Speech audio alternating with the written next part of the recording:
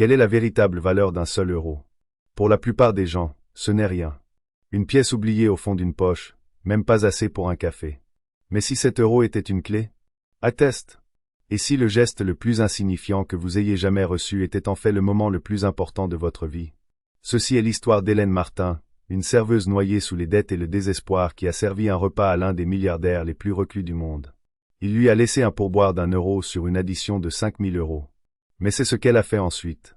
Sa simple réaction inattendue a déclenché une chaîne d'événements qui allait révéler un secret vieux de plusieurs décennies et changer son destin à jamais. Restez avec nous. L'air au moineau doré était différent.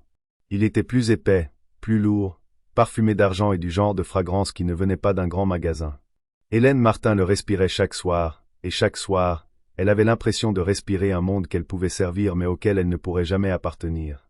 Le restaurant, un bastion de l'élégance parisienne du vieux monde, niché dans une rue calme et arborée du 16e arrondissement, était un théâtre, et elle n'était qu'un élément du décor. Ses pieds lui faisaient mal. C'était une douleur familière et profonde qui commençait dans la voûte plantaire et irradiait dans ses mollets, un rappel constant des services de 12 heures. Elle se déplaçait avec une économie de mouvement née d'années de pratique, jonglant avec des plateaux chargés de coquilles Saint-Jacques poêlées et de risotto infusé à la truffe. Son sourire était un masque soigneusement construit. C'était un bon masque. Il le fallait. Il cachait l'épuisement, l'anxiété rongeante à propos de la pile de factures médicales sur la petite table de sa cuisine, et le fantôme d'un rêve dont elle était trop fatiguée pour se souvenir la plupart du temps. Il y a à peine 3 ans, ses mains, maintenant calleuses à cause des assiettes chaudes et du polissage des couverts, étaient couvertes d'argile et de fusain. Hélène avait été l'élève vedette en sculpture à l'école des beaux-arts. Son travail était décrit comme viscéralement vivant. Elle pouvait voir des formes dans des blocs de marbre, sentir des histoires dans du fil de fer tordu. Puis le coup de téléphone était arrivé. Sa sœur cadette, Chloé, diagnostiquée avec une maladie auto-immune rare nécessitant des traitements expérimentaux non entièrement couverts par l'assurance maladie ou leur mutuelle. Leurs parents étaient partis, perdus dans un accident de voiture des années auparavant, laissant Hélène comme seule tutrice de Chloé. Le choix n'avait jamais été un choix. Elle avait abandonné ses études, vendu ses burins et ses outils, et pris un plateau. La bourse des beaux-arts s'était évaporée, remplacée par la réalité implacable du loyer et des franchises médicales. Ce soir-là était un mardi, une soirée habituellement plus calme et plus gérable, mais une réservation tardive était arrivée sous un nom discret, Monsieur Levasseur. Le maître d'hôtel, un homme perpétuellement stressé nommé Laurent, avait pris Hélène à part, sa voix un murmure bas et urgent. « Martin, la table 7. C'est un gros client. Très, très gros. Pas d'erreur. Ne soyez pas trop bavarde. Ne soyez pas invisible. Soyez simplement parfaite. » Hélène hocha la tête, le hochement de tête déférent et exercé d'une serveuse chevronnée. La table 7 était la meilleure du restaurant, une alcôve isolée avec une banquette en velours moelleux qui offrait une vue panoramique sur le jardin privé du restaurant. Lorsque le groupe arriva, le bourdonnement habituel de la salle à manger sembla baisser de quelques décibels. Il y avait 2 hommes. Le premier était facile à lire, Grégoire Lemaître. Il avait la fin de la quarantaine, une crinière de cheveux argentés, un costume sur mesure qui coûtait probablement plus cher que la voiture d'Hélène, et une Rolex qui captait la lumière à chaque geste expansif. Il dégageait une confiance lisse et prédatrice. C'était le genre d'homme qui aimait être remarqué. L'autre homme était celui qui retenait la gravité de la pièce. Il était plus âgé, peut-être à la fin de la soixantaine, avec un visage qui semblait avoir été taillé dans le granit. Ses cheveux étaient d'un blanc éclatant, mais ses yeux, profonds et d'une obscurité surprenante, ne manquaient rien. Il portait un simple costume gris foncé, impeccablement coupé, mais dépourvu de toute marque ostentatoire. Any parle pas un assassin. Il absorba simplement l'espace autour de lui, sa présence un poids silencieux et immense. C'était Damien Levasseur. Hélène connaissait le nom. Bien sûr, tout le monde le connaissait. Levasseur était une légende, un fantôme. Il était l'architecte d'un empire mondial de la technologie et de la logistique, un homme qui avait commencé avec rien d'autre qu'une seule idée brillante pour optimiser les chaînes d'approvisionnement dans sa vingtaine. Sa fortune était maintenant estimée à 50 milliards d'euros, mais il était pathologiquement privé. Il existait moins d'une douzaine de photos authentifiées de lui. Il ne donnait aucune interview, n'assistait à aucun gala, et sa société, Levasseur Consolidated, était une forteresse. Le voir ici en chair et en os était comme apercevoir une créature mythique. Pour Hélène, cela signifiait que la pression que Laurent avait mise sur ses épaules était bien réelle. Elle sentait le poids de chaque attente, chaque détail comptant doublement ce soir. Elle lissa son tablier une dernière fois, prit une profonde inspiration pour calmer le battement de son cœur, et s'avança vers la table 7, son masque professionnel fermement en place. C'était plus qu'un simple service, c'était une performance sur la scène la plus exigeante qu'elle ait connue. Elle savait que les prochaines heures pourraient être soit une simple transaction oubliée, soit, pour une raison qu'elle ne pouvait pas encore expliquer, quelque chose de bien plus significatif. Elle devait être parfaite, non seulement pour son travail, mais pour Chloé, pour le souvenir de ses rêves, pour la petite étincelle en elle qui refusait de s'éteindre. « Bonsoir, messieurs, » dit Hélène, sa voix douce et égale, ne trahissant rien du choc qu'elle ressentait. « Je m'appelle Hélène et je m'occuperai de vous ce soir. Puis-je commencer par vous offrir de l'eau ?» Grégoire Lemaître agita une main dédaigneuse. « The Lavas Plate, Duboutils. Et nous prendrons le château Margaux 1998. » Il ne la regarda pas, ses yeux parcourant déjà le menu avec un air de supériorité. Damien Levasseur, cependant, la regardait directement. Son regard n'était ni hostile, ni amical. Il était analytique, scrutateur. Elle avait moins l'impression qu'il voyait une serveuse que qu'il examinait un spécimen, notant le léger tremblement dans sa main alors qu'elle versait l'eau, la légère usure sur le poignet de son uniforme, la façon dont son sourire n'atteignait pas tout à fait ses yeux. C'était déstabilisant. Chaque micro-expression, chaque geste était passé au crible. Elle sentit une sueur froide perler le long de sa colonne vertébrale, mais elle maintint son calme extérieur, une compétence affinée par des années de service sous pression. Elle se sentait comme une sculpture en cours d'évaluation, chaque ligne, chaque défaut noté par un maître critique. C'était un sentiment qu'elle n'avait pas éprouvé depuis ses jours à l'école d'art, mais cette fois, l'enjeu était bien plus immédiat. « Merci, Hélène, » dit-il. Sa voix était un baryton grave, rauque avec l'âge, mais clair comme du cristal. C'était la première fois depuis longtemps qu'un client utilisait son nom avec une telle clarté délibérée. Ce simple mot, Hélène, prononcé avec une telle intention, la désarma un instant. Il la voyait. Pas seulement comme une fonction, mais comme une personne. Ou du moins, il voulait qu'elle le croie. Le repas fut un exercice de tension.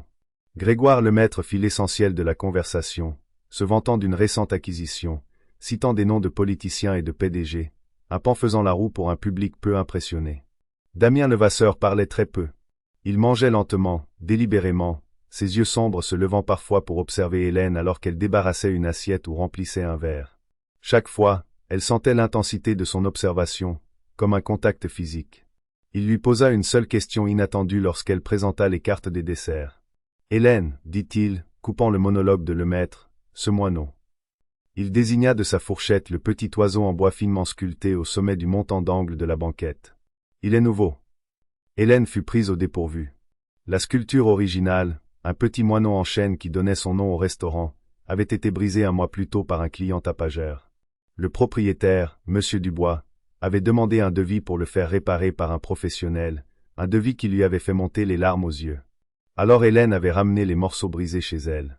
Dans les quelques heures précieuses entre la fin de son service et le moment où le sommeil la gagnait, elle avait soigneusement collé, comblé et resculpté les parties endommagées, reproduisant parfaitement le design original.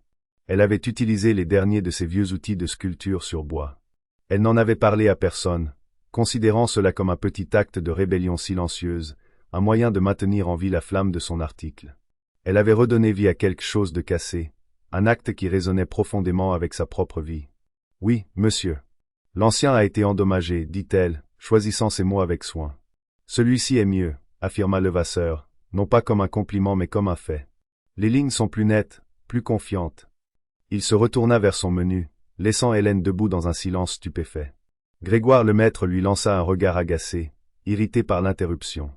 Ils sautèrent le dessert et demandèrent l'addition. Hélène passa la carte, un morceau de métal noir sans nom, seulement un numéro.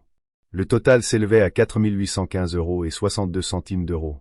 Elle posa le porte-addition en cuir sur la table. Le maître était déjà au téléphone, concluant une autre affaire d'une voix forte. Levasseur prit le porte-addition, griffonna une signature et plaça quelque chose à l'intérieur. « Merci, Hélène, » dit-il à nouveau, ses yeux rencontrant les siens une dernière fois. Ce fut un excellent repas. Puis ils partirent, laissant un sillage de silence derrière eux. Ses collègues la regardèrent avec un mélange d'admiration et d'envie.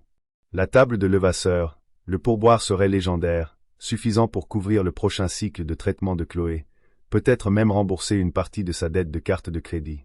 Son cœur battait la chamade dans sa poitrine, un oiseau frénétique se débattant contre ses côtes. Elle attendit 5 bonnes minutes, laissant ses mains se calmer avant de retourner à la table. Elle ramassa le porte-addition en cuir. Il semblait étrangement léger.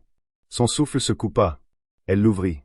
À l'intérieur, sur la ligne réservée aux pourboires, Damien Levasseur avait écrit d'une écriture ferme et claire, 1 euro.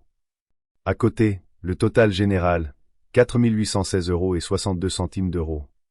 Glissé dans la pochette se trouvait le reçu de signature et un seul billet d'1 euro, impeccable. Le monde bascula sur son axe. Le bourdonnement du restaurant se mua en un rugissement sourd dans ses oreilles. 4 800 € et un pourboire d'1 euro. Ce n'était pas seulement radin.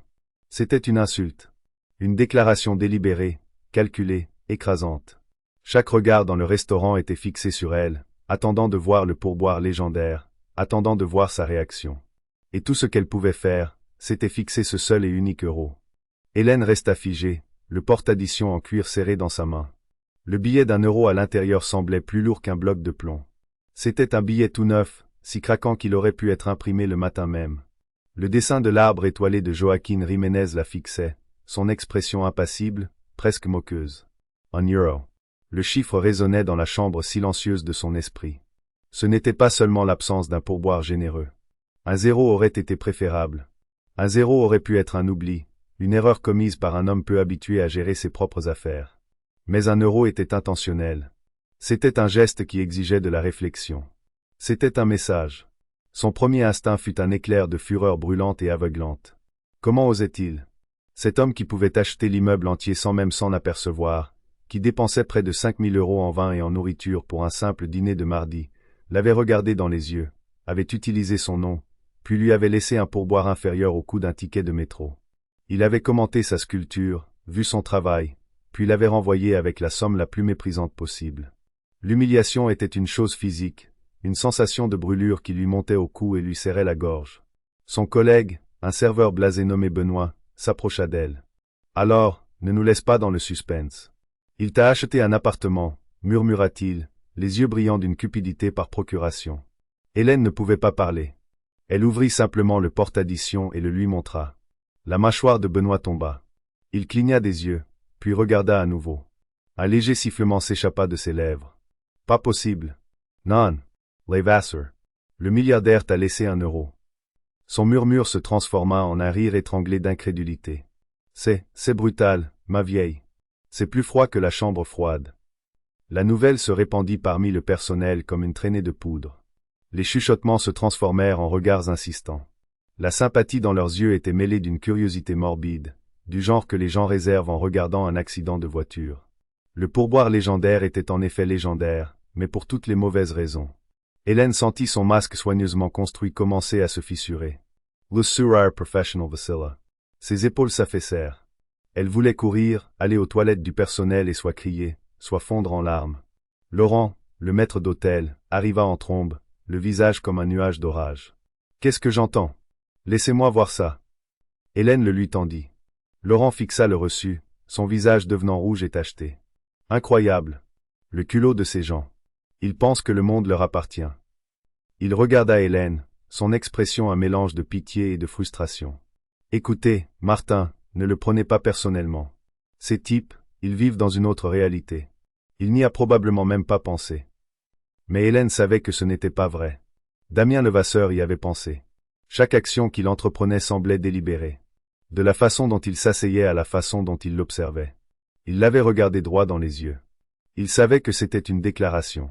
La question était, que essayait-il de dire? Elle se retira dans la petite zone de pause encombrée, le billet d'1 euro maintenant dans la poche de son tablier. Elle pouvait sentir ses bornettes à travers le tissu. Son esprit s'emballa, tourbillonnant dans une tornade d'émotions, rage, honte, confusion, et un profond sentiment d'injustice. L'argent en lui-même n'était pas le problème. Pas vraiment. Oui, un gros pourboire aurait été une aubaine pour les frais médicaux croissants de Chloé. Cela aurait été un bref répit face à la pression financière constante et écrasante. Mais il s'agissait de dignité. Son travail, son professionnalisme, son existence même dans cette salle à manger avait été évaluée à 100 centimes. Elle pensa à Chloé, frêle mais féroce, dont le sourire était la seule chose qui faisait tenir Hélène. Elle pensa à la montagne de factures, aux lettres menaçantes rouges sur les enveloppes. L'espoir qui avait follement fleuri dans sa poitrine pendant 2 heures avait été violemment éteint, laissant derrière lui un résidu de cendre amère. Le désespoir commença à s'infiltrer, froid et lourd. C'était sa vie, servir des hommes condescendants qui la voyaient comme moins qu'humaine, à jamais courir après des factures qu'elle ne parviendrait jamais à devancer. Le rêve de l'artiste, de la sculptrice, ressemblait à une fantaisie tirée de la vie d'une autre personne. Elle sortit le reçu de sa poche et le regarda à nouveau. 4815, 62 euros. Et puis sa signature, un paraphe fort et décidé. Damien Levasseur. En dessous, sur la copie client, il y avait l'espace vide où elle était censée simplement accepter cela. Et puis quelque chose changea. La colère était toujours là, un charbon ardent dans ses entrailles. Mais autre chose s'éleva pour la rencontrer, une étincelle tenace de défi. Le même esprit qui l'avait poussé à passer des heures à recréer méticuleusement une sculpture en bois cassé sans salaire ni reconnaissance.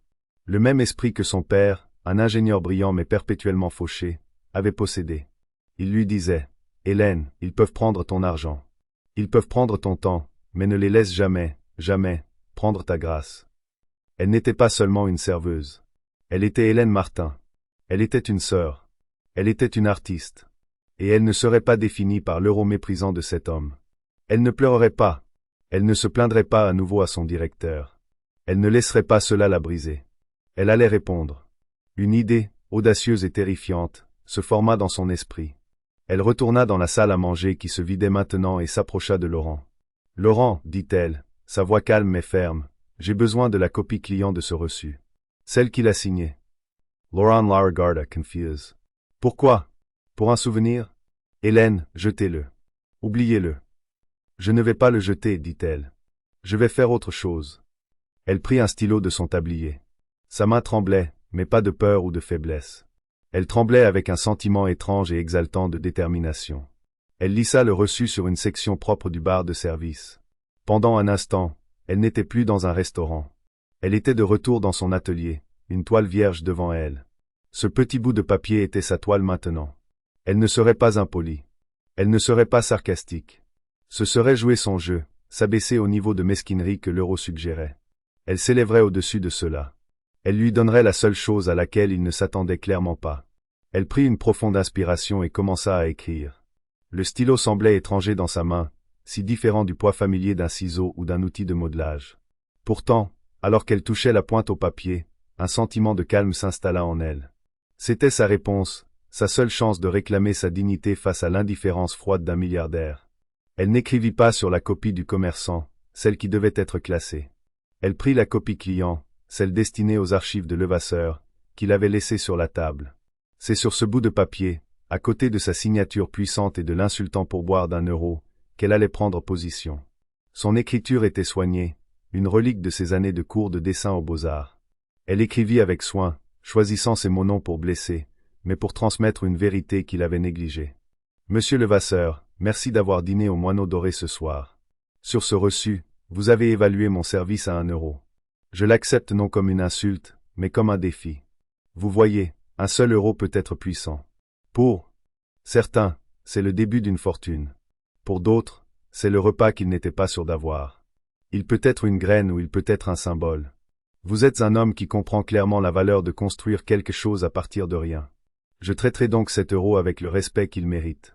Je l'investirai non pas en actions ou en obligations, mais dans un moment de gentillesse pour quelqu'un qui en a plus besoin que moi. Peut-être qu'il achètera un café pour un sans-abri par un matin froid, ou une fleur pour quelqu'un qui passe une mauvaise journée. Merci pour ce rappel que la vraie valeur n'est pas toujours ce qui est écrit sur un chèque, mais ce que l'on choisit de faire avec ce que l'on reçoit. J'espère que vous passerez une bonne soirée. Cordialement, Hélène Martin, table 7, l'artiste qui a réparé le moineau. Elle ajouta la dernière ligne sur une impulsion, une dernière affirmation silencieuse de son identité au-delà de l'uniforme. Elle relut les mots. Ils n'étaient pas colériques. Ils n'étaient pas serviles. Ils étaient simples, directs, et remplis d'une grâce tranquille qu'elle ne se savait même pas posséder. C'était une réponse qu'il n'aurait pas pu anticiper. Elle avait pris son geste de mépris et l'avait transformé en un acte de charité, retournant subtilement la situation contre lui. Elle avait refusé d'être la victime. Benoît la regardait, son expression d'une totale perplexité. « Qu'est-ce que tu as fait? Tu lui écris une plainte? Ils vont te virer, Hélène. » « Non, dit-elle en pliant soigneusement la note. Je clôture juste l'addition. » Son prochain mouvement fut encore plus audacieux. Elle se dirigea vers le bureau d'accueil où Laurent triait les réservations de la soirée. Laurent, j'ai besoin d'une adresse, dit-elle. Quelle adresse? Hélène, rentrez chez vous. Reposez-vous. L'adresse de réservation pour Monsieur Levasseur. Vous l'avez dans vos dossiers. Je dois lui poster son reçu. Laurent la regarda comme si elle avait une deuxième tête. Vous êtes folle? Nous ne contactons pas les clients, surtout pas ce client. Vous allez me faire virer. Vous allez vous faire blacklister de tous les restaurants de cette ville. Il a laissé sa copie, insista Hélène, sa voix inébranlable. C'est une dépense professionnelle. Il en aura besoin pour ses archives.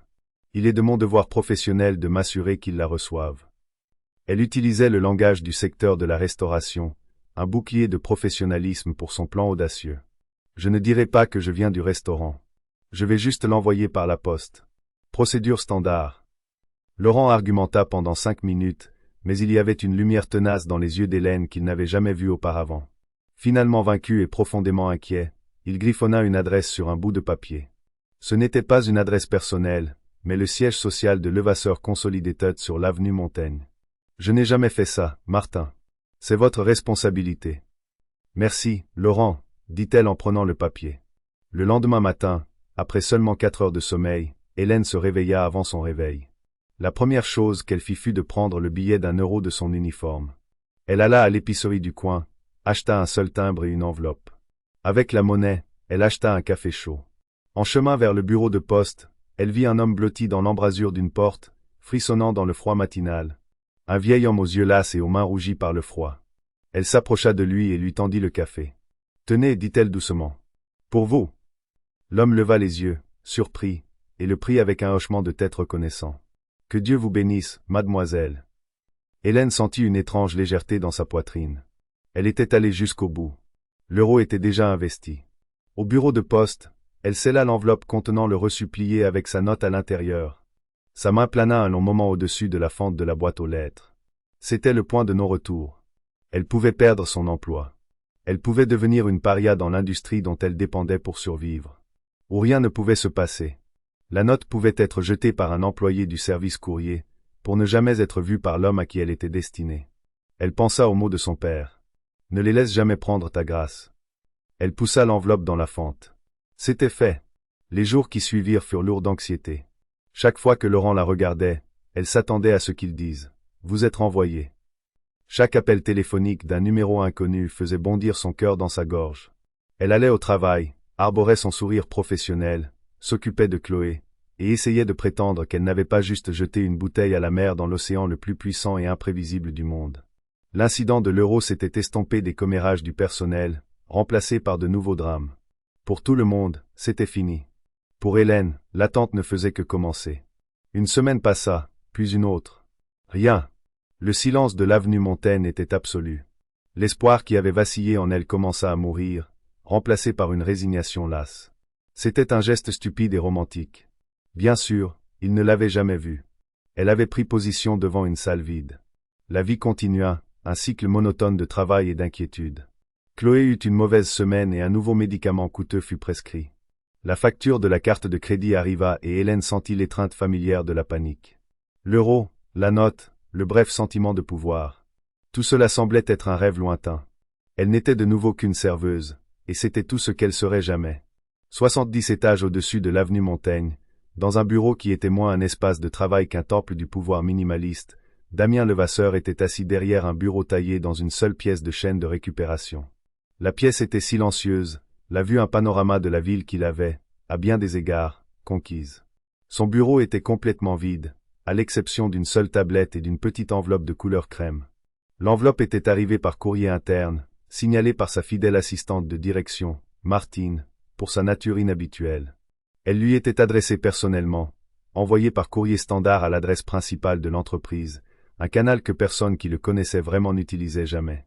Son courrier personnel était filtré par une demi-douzaine de couches de sécurité. Celle-ci avait glissé à travers les mailles du système public. Il l'avait ouverte en s'attendant à une lettre de détraqué ou à une proposition commerciale non sollicitée. Au lieu de cela, il trouva la copie client de son reçu du Moineau doré et, à l'intérieur, une note manuscrite. Il lut les mots d'Hélène Martin une fois, puis une deuxième fois, puis une troisième.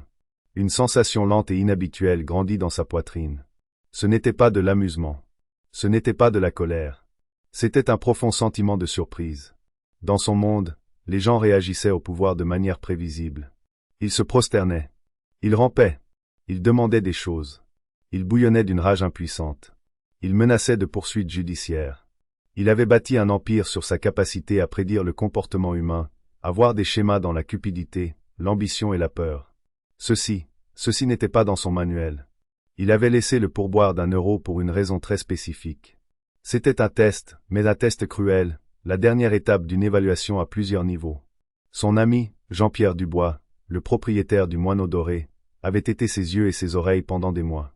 Damien lui avait donné un étrange ensemble de critères. Il cherchait quelqu'un avec de l'intégrité, de la résilience, une intelligence discrète et une étincelle créative que les épreuves n'avaient pas réussi à éteindre. Dubois avait mentionné Hélène Martin. Il avait parlé à Damien de son passé, de sa bourse d'études annulée, de sa sœur malade. Il avait même mentionné, en passant, comment elle avait réparé le moineau en bois cassé sans qu'on le lui demande. Cela avait piqué la curiosité de Damien. Le moineau était le premier test. Son commentaire à ce sujet au dîner était pour voir si elle s'en attribuerait le mérite, si elle serait vantarde. Elle ne l'avait pas été. Elle avait été modeste et professionnelle. Le deuxième test était son comportement tout au long du repas, endurant l'arrogance grossière de Grégoire Lemaître avec un sang-froid inébranlable. Le pourboire d'1 € était le filtre final et brutal. Il était conçu pour provoquer une réaction émotionnelle brute, pour voir ce qui se cachait sous le vernis professionnel. Il s'attendait à de la colère, des larmes, une plainte au directeur. Il s'attendait à une réaction humaine typique. Il ne s'attendait pas à de la grâce. Il ne s'attendait pas à de la charité. Il ne s'attendait pas à ce qu'elle prenne son geste cynique et l'élève.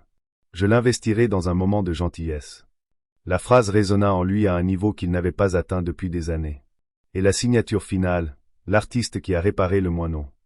C'était une déclaration, non de défi, mais d'identité. Elle lui disait qui elle était, pas ce qu'il avait essayé de faire d'elle. Il pivota sur sa chaise et regarda la ville. La raison de cette recherche bizarre et secrète était un secret qu'il gardait précieusement, un poids de culpabilité qu'il portait depuis plus de 30 ans. Cela concernait le père d'Hélène, David Martin. Il y a des décennies, avant que Levasseur Consolidated ne soit un titan, Damien était un jeune entrepreneur impitoyable. David Martin était un ingénieur brillant et doux travaillant dans une petite entreprise que Damien était en train d'acquérir. David avait développé un algorithme logistique révolutionnaire, un morceau de code si élégant que c'était presque de l'art. C'était la clé pour débloquer des gains d'efficacité massifs. Damien savait que c'était le travail de David, mais la propriété intellectuelle appartenait à l'entreprise. Il a acquis l'entreprise, a pris l'algorithme et a bâti son empire dessus. Il avait payé l'entreprise, bien sûr, mais David Martin, le véritable génie derrière tout cela, n'avait obtenu rien d'autre qu'une indemnité de licenciement. Damien s'était dit que c'était les affaires, mais il n'avait jamais oublié le regard dans les yeux de David, pas de colère, mais de profonde et silencieuse déception. David avait ensuite mené une vie modeste, n'atteignant jamais le succès que son intellect méritait, et était mort trop jeune. La culpabilité avait rongé Damien pendant des décennies. Il ne pouvait pas défaire le passé, mais il pouvait réparer l'avenir. Il avait appris que David avait 2 filles. Il voulait les aider, mais pas avec une simple aumône. Ce serait trop facile, une insulte à la mémoire d'un homme qui valorisait l'intégrité plus que la richesse. Il devait savoir si le caractère de David, sa grâce sous la pression, avait été transmis à son enfant. Il devait trouver l'artiste, pas seulement la survivante. La note d'Hélène Martin était la preuve. Elle était la fille de son père. Il appuya sur son interphone. « Martine, trouvez-moi Evelyne Renaud au téléphone. Et découvrez tout ce que vous pouvez sur une jeune femme nommée Hélène Martin et sa sœur Chloé Martin. Antécédents médicaux, situation financière, tout. Soyez discrète. » Evelyne Renaud était son avocate personnelle, une femme aussi tranchante et impitoyable qu'un éclat de verre. Elle s'occupait des affaires qui exigeaient une précision absolue et aucun sentimentalisme. Pendant qu'il attendait l'appel, Grégoire Lemaître entra dans son bureau, tout en sourire et en confiance. « Damien Bunger. Je suis sur le point de conclure l'affaire sur le contrat du port de Singapour. Il cède sur toutes nos exigences clés. » Damien ne leva pas les yeux de la note. « Grégoire, vous souvenez-vous de la serveuse du Moineau Doré l'autre soir? » Lemaître ricana. « La jolie? » Vaguement. « Pourquoi? » « Je lui ai laissé un pourboire d'1 €, dit Damien, sa voix plate. Lemaître glausa. « J'ai vu ça. Sauvage. Remettre le personnel à sa place. C'était pourquoi? » « C'était pour voir ce qu'elle ferait, dit Damien, regardant enfin Lemaître, ses yeux sombres et froids. Elle a pris l'euro, a acheté un café pour un sans-abri, et m'a envoyé une lettre expliquant les principes de la vraie valeur. Le sourire de la maître Vasila. Il ne comprenait pas. Une folle, alors. On en voit de toutes sortes. Non, dit Damien, le mot comme un éclat de glace. C'est une artiste. Il plia la note et la plaça dans la poche intérieure de sa veste. Grégoire, je vous transfère à la tête de la division sud-américaine. Vous serez basé à Sao Paulo, avec effet immédiat. Le maître était abasourdi. Sao Paulo? Mais l'affaire de Singapour, c'est une rétrogradation. Pourquoi? Parce que vous avez vu une jolie serveuse à remettre à sa place, dit Damien en se retournant vers sa fenêtre. Et j'ai vu une personne de caractère. Votre perspective est limitée. Allez l'élargir. Mon jet sera prêt pour vous demain. Le maître resta là, bafouillant, mais il savait qu'il ne fallait pas discuter. Une décision de Damien Levasseur était aussi finale que la gravité. Il sortit du bureau en reculant, son monde renversé. L'interphone sonna. Madame Renaud est sur la ligne 1, monsieur. Damien prit le téléphone. Evelyne, dit-il, sa voix maintenant dépourvue de toute émotion. J'ai un nouveau projet pour vous. C'est une affaire délicate. Son nom est Hélène Martin. L'ondulation avait atteint le rivage. Maintenant, la marée était sur le point de tourner. L'attente d'Hélène se prolongeait dans un silence angoissant, chaque jour ressemblant au précédent. Elle se demandait si son geste audacieux n'avait été qu'un cri silencieux dans le vide, une bravade inutile qui n'aurait pour seule conséquence que de nourrir ses propres regrets. Elle avait même commencé à douter de sa décision. Peut-être que Laurent avait raison, peut-être aurait-elle dû jeter le reçu et oublier toute l'affaire. La réalité financière, elle, ne l'oubliait pas. Un appel de la pharmacie lui apprit que le nouveau traitement de Chloé nécessiterait une avance qu'elle n'avait tout simplement pas. La pression montait, et le souvenir de cet unique euro laissé sur la table devenait de plus en plus cruel, non pas pour l'insulte qu'il représentait, mais pour le faux espoir qu'il avait, un court instant, fait naître. C'était dans ce climat de doute et de tension que la suite des événements allait se précipiter, bien au-delà de tout ce qu'elle aurait pu imaginer. La décision de Levasseur, prise dans le silence de son bureau surplombant Paris, allait mettre en mouvement des rouages puissants et invisibles, s'apprêtant à transformer la vie d'Hélène d'une manière qu'elle n'aurait jamais pu prévoir. Elle était au centre d'un jeu dont elle ne connaissait ni les règles ni les autres joueurs, mais elle allait bientôt être forcée de jouer son rôle. 2 semaines après avoir posté la lettre, Hélène s'était convaincue que ce n'était qu'un rêve oublié. La vie avait repris son rythme éreintant. L'état de Chloé s'était stabilisé, mais le coût de son nouveau médicament était stupéfiant, anéantissant les quelques économies qu'Hélène avait réussi à mettre de côté. Le moineau doré ressemblait plus que jamais à une cage. Les sourires forcés et les bavardages polis irritaient ses nerfs à vif. La brève lueur de défi qu'elle avait ressentie avait disparu, étouffée par le lourd manteau de la réalité. Un après-midi, une lettre arriva. Ce n'était pas une facture ni un prospectus publicitaire. L'enveloppe était en papier cartonné épais et crémeux. Son nom et son adresse étaient écrits dans une calligraphie élégante et fluide. Il n'y avait pas d'adresse de retour, seulement un simple sceau en relief au dos, un LR stylisé. Ses mains tremblaient en l'ouvrant. À l'intérieur se trouvait une seule feuille de papier cartonné assortie. Le message était bref et imprimé dans une police de caractère sévère et pragmatique. Mademoiselle Helene Martin. Cette lettre sert d'invitation à une réunion pour discuter d'une affaire d'importance potentielle pour vous. La réunion se tiendra ce vendredi à 14 h dans les bureaux de Renaud et Associés, situés au 450 avenue Montaigne, suite 5500. Une voiture sera envoyée à votre adresse à 13h15 pour vous escorter. Veuillez être ponctuel. Cordialement, Evelyne Renaud, avocate. Renaud and Associés. Avenue Montaigne. Un service de voiture. L'esprit d'Hélène Essambala. Elle n'avait jamais entendu parler d'Evelyne Renaud. Quelle affaire d'importance potentielle. Sa première pensée fut qu'elle était poursuivie en justice, que Damien Levasseur, offensé par son audace, faisait s'abattre sur elle tout le poids de son équipe juridique pour l'avoir harcelée. La panique, froide et vive, la saisit. Elle allait perdre son emploi, être enterrée sous des frais de justice qu'elle ne pourrait jamais espérer payer. C'était la conséquence de sa stupide fierté. Elle passa les 2 jours suivants dans un état de terreur silencieuse. Elle ne le dit à personne, ne voulant pas inquiéter Chloé ni s'attirer les « je vous l'avais bien dit » de Laurent. Elle envisagea de ne pas y aller, de simplement disparaître. Mais la convocation était trop formelle, trop puissante. L'ignorer semblait ne pouvoir qu'aggraver les choses. Le vendredi, elle demanda son après-midi au restaurant, prétextant un rendez-vous personnel.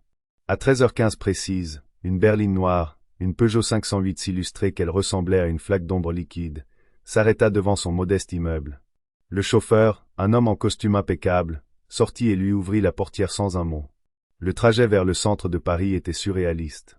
Hélène, dans son meilleur et unique blazer, se sentait comme une usurpatrice alors que le paysage urbain passait de la brique usée de son quartier à l'acier et au vert étincelant du triangle d'or. Les bureaux de Renault et Associés se trouvaient au 55e étage. La réception était une étude de minimalisme intimidant. Sol en marbre blanc, mur en daim gris, et une seule réceptionniste terrifiante de sévérité qui la dirigea vers une salle de conférence. La pièce avait un mur de verre avec une vue qui semblait s'étendre jusqu'au bout du monde. Hélène s'assit à l'énorme table en acajou, les mains jointes sur ses genoux, se sentant plus petite qu'elle ne l'avait jamais été dans sa vie. Après quelques minutes, la porte s'ouvrit et une femme entra. Elle avait la cinquantaine, des traits fins et intelligents, les cheveux tirés en un chignon sévère, et des yeux de la couleur d'un ciel d'hiver. Elle portait un tailleur gris parfaitement coupé. Elle dégageait une aura de compétence si intense que c'était pratiquement un chant de force. « Mademoiselle Martin, dit-elle, sa voix nette et dénuée de chaleur. Je suis Évelyne Renaud. Merci d'être venue. Je vous en prie, servez-vous de l'eau. » Elle désigna une carafe sur la table, mais n'attendit pas de réponse. Elle s'assit en face d'Hélène, plaçant un mince portefeuille en cuir sur la table entre elles. « Je serai directe, car je trouve que cela fait gagner du temps, commença Évelyne. Je représente un client qui s'intéresse à votre situation. Ce client a pris connaissance de certaines difficultés financières auxquelles vous êtes confrontés, notamment en ce qui concerne les soins médicaux de votre sœur. Lusang dit Helene S. Glocka. Qui est votre client? Est-ce Damien Levasseur? L'expression d'Evelyne ne scia pas. Mon client préfère rester anonyme à ce stade. Appelons-le un bienfaiteur. Elle ouvrit le portefeuille. Mon bienfaiteur est prêt à créer une fiducie. Cette fiducie couvrira intégralement tous les frais médicaux de Chloé Martin, passés, présents et futurs. Elle fournira également une généreuse allocation mensuelle pour ses frais de subsistance et de soins. Hélène la dévisagea, sans voix. Ce n'était pas un procès. C'était un sauvetage. Une bouée de sauvetage lancée par une main invisible. C'était trop soudain. Pourquoi, fut le seul mot qu'elle réussit à prononcer. Pourquoi quelqu'un ferait-il ça? Mon client croit en la philanthropie ciblée, dit Évelyne suavement. Il identifie des individus confrontés à des difficultés excessives et leur apporte son aide. Considérez cela comme un don sans condition. Sans conditions. Hélène avait vécu assez longtemps pour savoir que rien, surtout de la part de gens qui employaient des avocats comme Évelyne Renaud, n'était jamais vraiment gratuit. La méfiance revint, un nœud dans son estomac. Quel est le piège? Demanda Hélène, sa voix plus forte maintenant. Qu'est-ce que je dois faire? Un léger sourire, presque imperceptible, a fleur-less levers dit Evelyn. Il n'y a pas de piège au sens où vous l'entendez. Il y a cependant une condition, une formalité. Elle fit glisser un unique document sur la table. C'était un accord de non-divulgation, dans son jargon juridique. Vous devrez signer ceci, acceptant de ne jamais discuter de la source de ces fonds, de cette réunion, ou de mon client avec qui que ce soit, pour quelque raison que ce soit. De plus, elle fit une pause, son regard s'intensifiant. Mon client possède plusieurs galeries d'art et fondations. Il est toujours à la recherche de nouveaux talents à soutenir. Il est prêt à vous offrir une subvention personnelle importante, suffisante pour vous permettre de quitter votre emploi actuel et de reprendre vos activités artistiques à plein temps. C'était le rêve impossible et enfoui, offert sur un plateau d'argent. Quitter le restaurant, retourner à la sculpture, prendre soin de Chloé sans la terreur constante de la dette. C'était tout ce qu'elle avait toujours voulu. Et cela semblait profondément, fondamentalement faux. Ce n'était pas un cadeau. C'était une transaction. Un milliardaire anonyme essayait d'acheter son rêve et son silence. Pourquoi? Que cachait-il? Le souvenir du pourboire d'1 euro refit surface. Cet acte de cruauté suivi de cet acte de générosité anonyme et écrasante. Cela ne collait pas. Cela ressemblait à une manipulation, un autre test plus sophistiqué. Et si je signe ça, dit Hélène en désignant l'accord, ce bienfaiteur m'offre aussi une subvention artistique.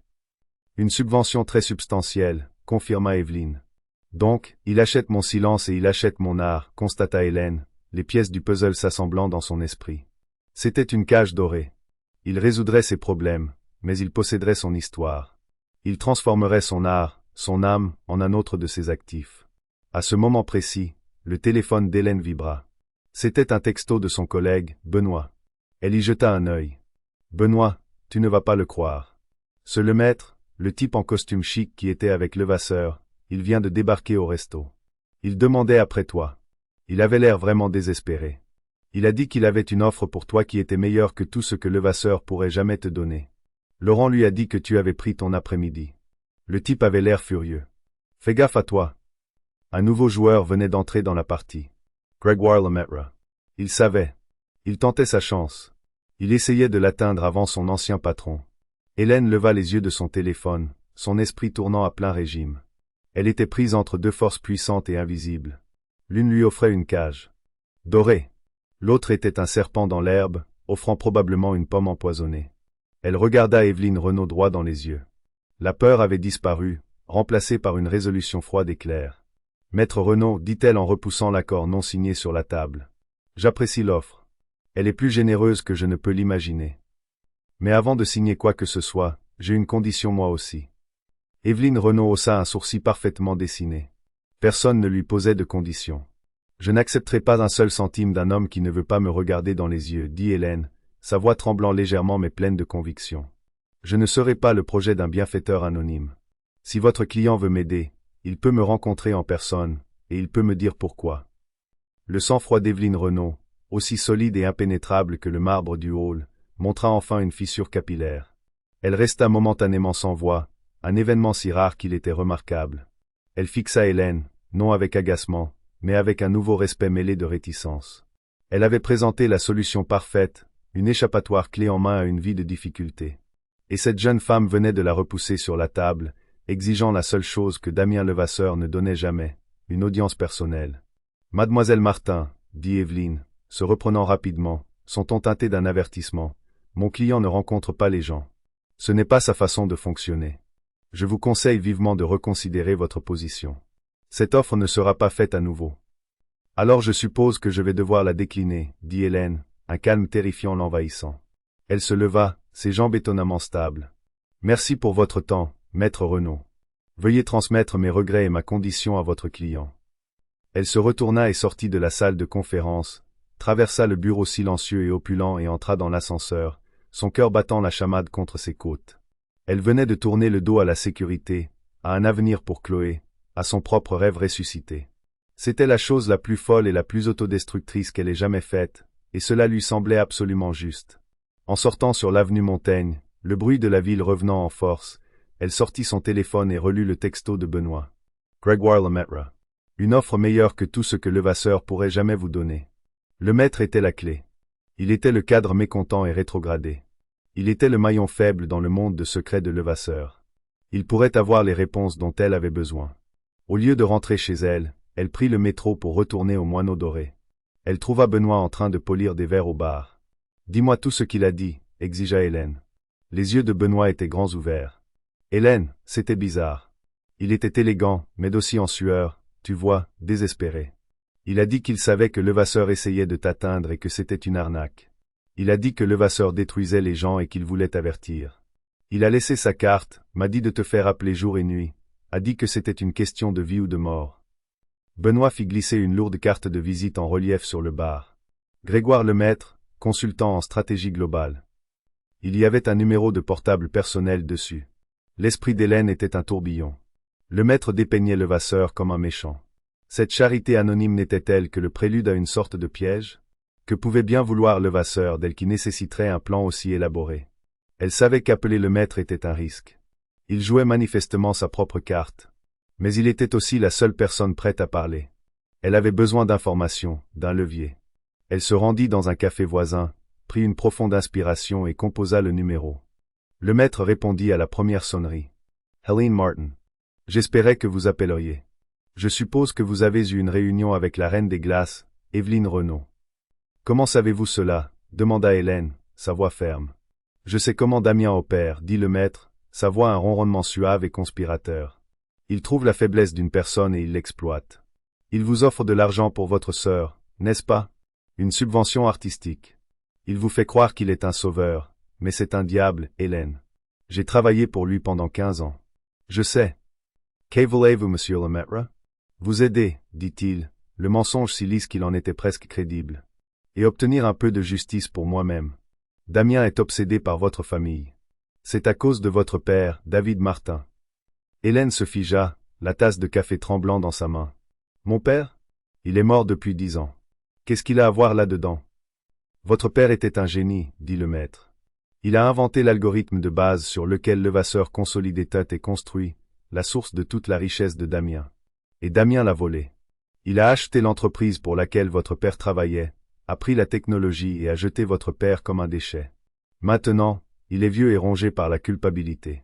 Toute cette comédie, le test, l'argent, ce n'est pas pour vous. C'est pour lui. Il essaie d'acheter l'absolution. Il vous installera dans une fondation, fera de vous l'égérie de sa générosité et utilisera l'histoire de votre père pour blanchir sa propre réputation. Vous serez une marionnette, Hélène. Les mots la frappèrent comme un coup physique. C'était une histoire plausible et laide. Elle expliquait l'obsession, le secret, la générosité écrasante.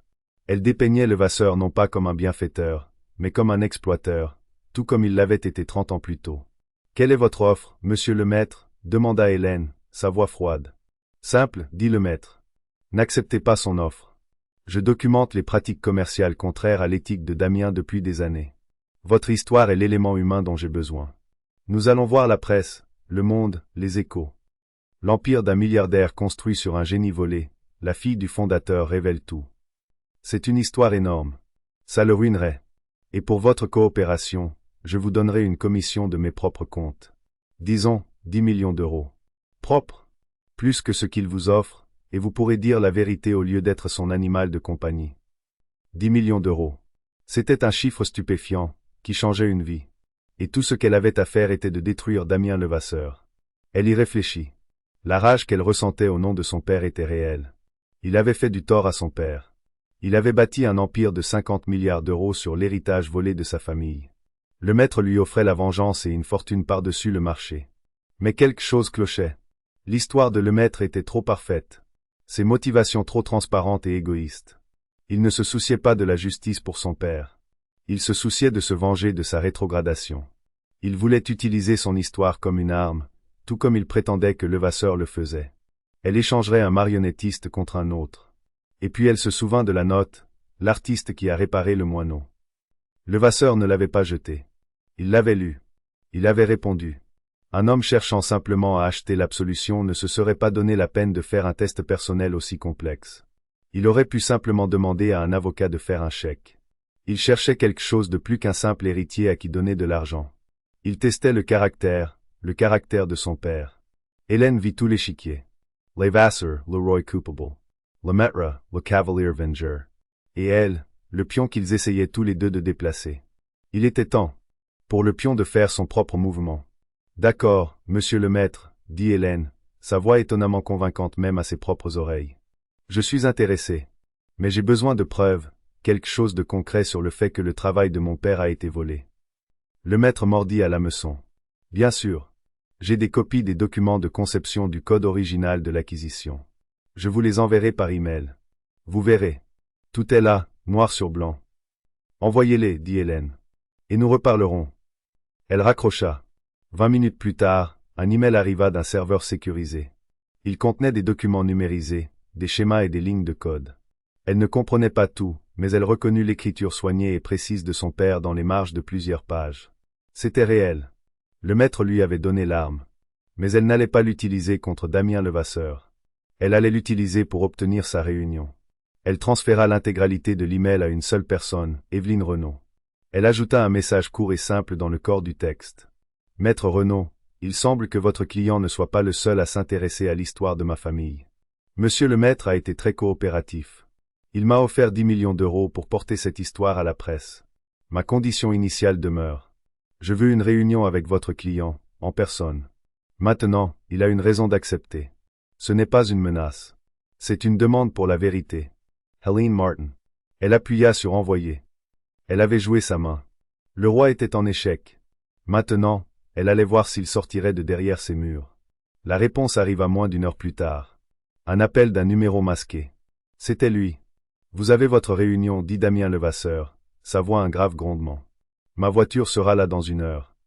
La voiture ne l'emmena pas dans un bureau. Elle fila vers le nord le long de la Seine, arrivant à une superbe maison de verre et d'acier perchée sur une falaise. Levasseur l'attendait sur une terrasse en pierre, l'air plus âgé et plus fatigué qu'au restaurant. La lumière du crépuscule adoucissait les lignes dures de son visage, mais ne pouvait dissimuler la lassitude profonde dans ses yeux. Il ne portait pas de costume, mais un simple pull en cachemire gris et un pantalon sombre, comme un homme qui n'avait plus besoin d'armure. Le silence entre eux était lourd, rempli de 30 ans de non-dits. Hélène sentit le poids de l'histoire de son père, une histoire dont elle n'avait jamais eu conscience, peser sur ses épaules. « Je veux la vérité, dit-elle, sautant les politesses. » Sa voix était ferme, ne trahissant pas le tourbillon d'émotions en elle. Il rencontra son regard, le sien rempli d'un regret profond et ancien. « La vérité, c'est que Grégoire Lemaître vous en a dit une partie, commença-t-il, sa voix lourde. J'ai bâti mon empire sur le génie de votre père, David Martin. C'était un vol moral, et c'est le grand regret de ma vie. Je voulais réparer mes torts, mais je ne pouvais pas simplement vous donner de l'argent. Ma honte ne me le permettait pas. » Il continua, les mots une confession vieille de plusieurs décennies. Le test, le moineau, le pourboire d'1 €. C'était une tentative cruelle et égoïste de voir si la plus grande qualité de votre père avait survécu en vous. Sa grâce sous la pression, son intégrité. Je devais savoir si vous étiez sa fille en esprit, pas seulement par le sang. Votre note était la réponse. Vous n'avez pas seulement réussi mon test, Hélène. Vous m'avez montré un caractère que je croyais ne plus exister. Il la conduisit de la terrasse à l'intérieur, contournant les salons opulents et ouvrant une paire de hautes portes doubles. La pièce au-delà était le rêve d'un artiste. Un immense atelier lumineux, complet avec des blocs de marbre, des outils de sculpture et un mur de verre vertigineux surplombant la vallée. « Ceci n'est pas une aumône, dit doucement Levasseur. C'est une restauration. J'ai volé l'héritage de votre père, et ce faisant, j'ai volé votre temps, votre concentration, votre chance de créer. Je vous le rends. » Il expliqua tout. Une fiducie permanente et inconditionnelle était déjà établie pour couvrir tous les besoins médicaux de Chloé à vie. « Ceci est une dette remboursée, déclara-t-il. Mais ceci, il désigna l'incroyable atelier, c'est pour vous. J'ai créé la fondation David Martin pour les artistes émergents avec une dotation initiale de 500 millions d'euros. Sa mission est de financer des artistes qui ont connu des difficultés. Vous en serez la première bénéficiaire. Et quand vous serez prête, vous aurez un siège permanent à son conseil d'administration. Vous ne serez pas mon projet. Vous serez celle qui trouvera et soutiendra les autres comme vous. » Hélène entra au centre de la pièce, des larmes coulant enfin sur son visage. Ce n'était pas un sentiment de richesse, mais de libération. Le poids écrasant qu'elle avait porté pendant des années avait tout simplement disparu. Il ne lui avait pas seulement donné de l'argent. Il lui avait rendu sa raison d'être, son âme. Sa vie était changée à jamais, non par l'insulte d'un pourboire d'1 €, mais par la force de sa réponse. Elle avait répondu à la cruauté par la grâce, et débloqué non pas une fortune, mais un destin. Dans le calme de l'atelier, avec la rivière coulant sans fin en contrebas, Hélène Martin, l'artiste, ramassa un ciseau. C'était comme rentrer à la maison. L'histoire d'Hélène nous enseigne une leçon puissante sur le monde dans lequel nous vivons. C'est un rappel que nos circonstances ne nous définissent pas, mais nos réactions à celles-ci, si. Elle aurait pu répondre avec colère, avec désespoir, et personne ne l'aurait blâmée. Mais au lieu de cela, elle a choisi la dignité. Elle a choisi la grâce. Elle a choisi de voir de la valeur là où quelqu'un d'autre n'en voyait aucune. Ce seul choix puissant n'a pas seulement changé sa vie. Il a racheté un passé qu'elle n'a jamais su exister et a construit un avenir qui aidera d'innombrables autres. Son histoire est un témoignage du fait que la vraie force ne réside pas dans le pouvoir que vous avez, mais dans le caractère que vous montrez lorsque vous n'en avez aucun.